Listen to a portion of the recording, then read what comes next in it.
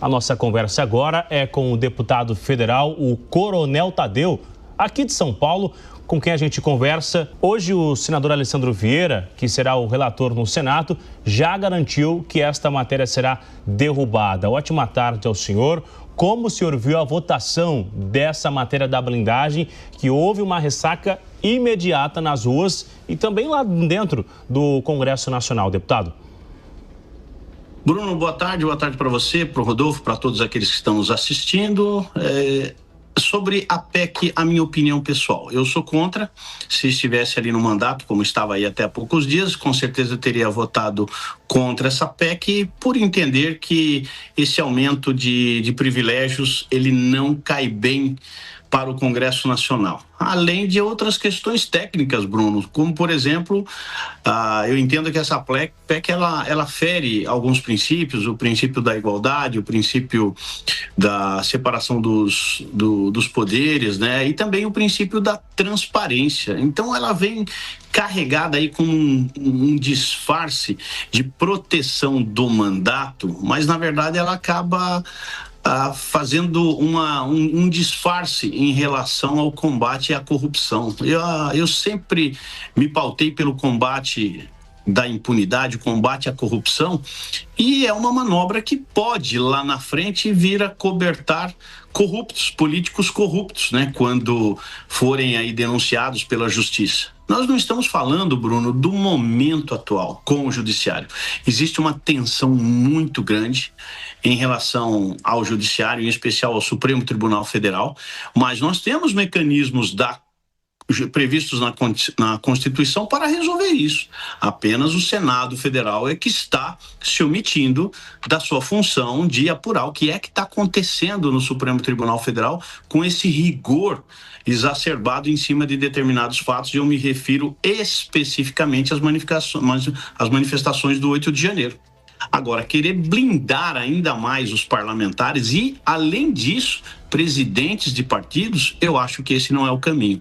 Não foi para isso que eu fiz campanha em 2018, campanha em 2022.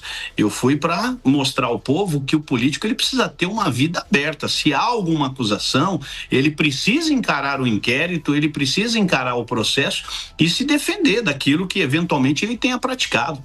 Agora, a votação, inclusive secreta, para esse tipo de procedimento vai contra todos os meus princípios nesse momento, Bruno. Bom, eu vou repetir uma pergunta antes do Rodolfo também chegar na conversa, porque a votação, quem vota são os deputados. Antes tem uma discussão. Todo mundo recebe essa matéria, o que está sendo colocado em votação. Um dia após a votação, tem vários vídeos nas redes sociais dos parlamentares dizendo que se arrependeram, que não aceitam, que não são a favor.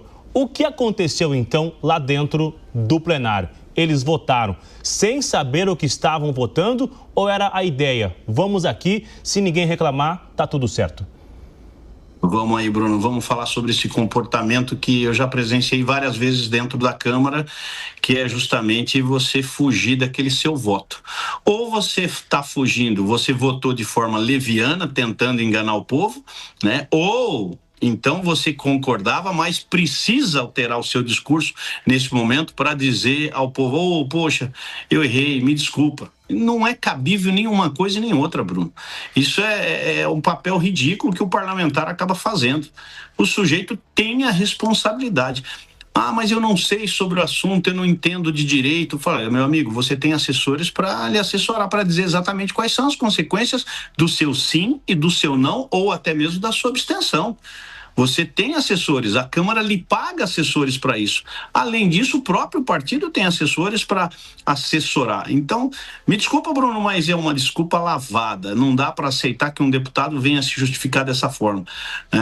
E normalmente, quando ele erra o voto, ele tem a oportunidade, ainda na sessão, de corrigir o seu voto, né? Através de uma comunicação formal, por escrito, ele pode dizer: olha, eu errei na hora do voto, em vez do sim ou não, me confundi ali no momento. Eu estou registrando aqui que eu quero que faça a correção na ata da sessão e corrige, né? Agora, Pergunto, algum desses deputados que se declarou arrependido, será que tomou esse procedimento? Porque nós temos um registro da votação, é possível saber quem votou sim e quem votou não.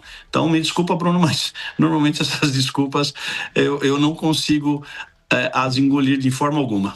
Eu vou chamar o Rodolfo também na conversa. Rodolfo, se não fosse o VAR, era gol, né? Exatamente, Bruno. Olha só, Coronel, boa tarde. Eu tenho duas perguntas para o senhor aqui, se o senhor puder sintetizar. A primeira, tem como a gente ligar as questões do Flávio Dino suspendendo as emendas parlamentares com o que está acontecendo agora com a PEC da blindagem? Essa é a primeira pergunta. Você tem como a gente casar uma coisa na outra. A segunda, é estranho que tantos deputados de direita votaram a favor da PEC da blindagem? Eu vou começar pela sua segunda pergunta, Rodolfo. Sobre os deputados de direita que votaram a favor. Eu imagino que, nesse momento, eles estão se calçando no momento em que a gente está vivendo. Essa tensão, como eu já havia dito anteriormente ao Bruno, essa tensão que nós estamos vivendo com o Poder Judiciário. Podemos até chamar de perseguição. Muitos deputados, e eu vou garantir isso para você, que tem muitos deputados com medo de falar, com medo de serem processados pelo Poder Judiciário. Nós temos aí um avanço, e aí quando eu defendo a separação dos poderes, o princípio da separação dos poderes, eu não estou falando só da Câmara em relação ao Judiciário, não. Estou falando também em relação ao Judiciário, em relação à Câmara e ao Senado, que é o que vem acontecendo ultimamente, né? Dá para perceber uma clara intimidação com uma máscara de defesa da democracia ou de defesa do Estado Democrático de Direito, mas os deputados estão se sentindo ameaçados. Então, muitos provavelmente tenham votado sim para tentar essa proteção, mas a gente não pode se enganar com esse momento, porque esse momento ele é atípico. Eu vou repetir novamente, para mim é o Senado que não está cumprindo o papel dele nesse momento. Isso é muito claro, porque se há abusos do Poder Judiciário, e especificamente do Supremo Tribunal Federal, nós temos que reconhecer que o órgão competente é o Senado, que tem que tomar providências, e o Senado não está fazendo isso. Muito bem. Essa é a primeira resposta. Agora, sobre o Flávio Dino, né? O Flávio Dino, ele, sem sombra de dúvida, acaba sendo um ministro do Supremo Tribunal Federal muito controverso, por vários motivos, né? Por exemplo, abriu um inquérito contra alguns parlamentares sobre alguns atos, né? E ele mesmo ainda está devendo uma informação da época como governador, que comprou respiradores, os respiradores nunca chegaram no Maranhão. Ele está devendo algumas respostas em relação a essas manifestações do 8 de janeiro, o que aconteceu em 2023, onde as câmaras sumiram, as imagens sumiram e não foram carreadas no processo, muito menos na CPMI, que foi aberta no Congresso Nacional. Então ele é muito controverso, né? Eu acredito que não seja a pessoa apropriada para nós termos como referência nesse momento para falar desse assunto de PEC de blindagem. Eu quero só perguntar também ao senhor, já para um outro assunto, sobre a suspensão dos parlamentares que fizeram aquela obstrução lá na Câmara dos Deputados, que é um direito, de fato, de obstruir quando a oposição não concorda com a pauta do governo, mas agora haverá uma consequência da suspensão de vários parlamentares. O senhor concorda? O senhor acha que houve alguma irregularidade, de fato, naquela obstrução? Nenhuma. Legítimo. Você é um deputado, aquilo é a sua casa. Você tem direito à palavra, você tem direito a atos e você tem direito a votos.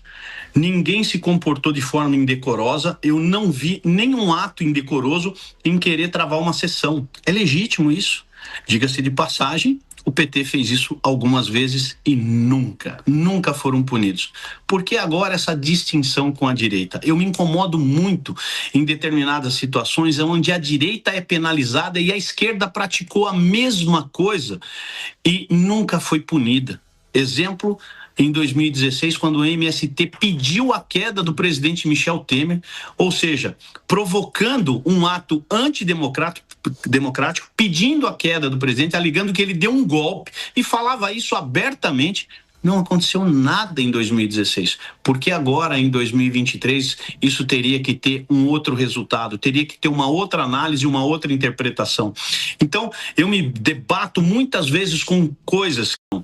Isso levanta muita suspeita em relação ao comportamento do judiciário em querer abraçar um lado da política e não querer abraçar o outro, em ser justo ou injusto com um lado da política e desmerecer completamente o outro lado. E é isso que eu tenho vendo. Então a gente tem que olhar a história, nós temos que voltar no passado e saber quantas vezes a direita, que é nova no Brasil, que está tendo o mesmo comportamento, né? É claro que não dá para comparar aquele quebra-quebra do MST com o que aconteceu no dia 8 de janeiro, né? Há muita controvérsia e se a gente for pesar os resultados, são bem diferentes. Mas, de qualquer forma, é muito controverso essa atuação do judiciário nesse momento em relação a um espectro político e a outro. Isso eu acredito como um ponto de desequilíbrio muito grande que o judiciário vem praticando, não é de hoje, já há algum tempo. A gente segue acompanhando, eu agradeço ao senhor a entrevista. A gente volta a conversar logo mais, deputado. Muito obrigado.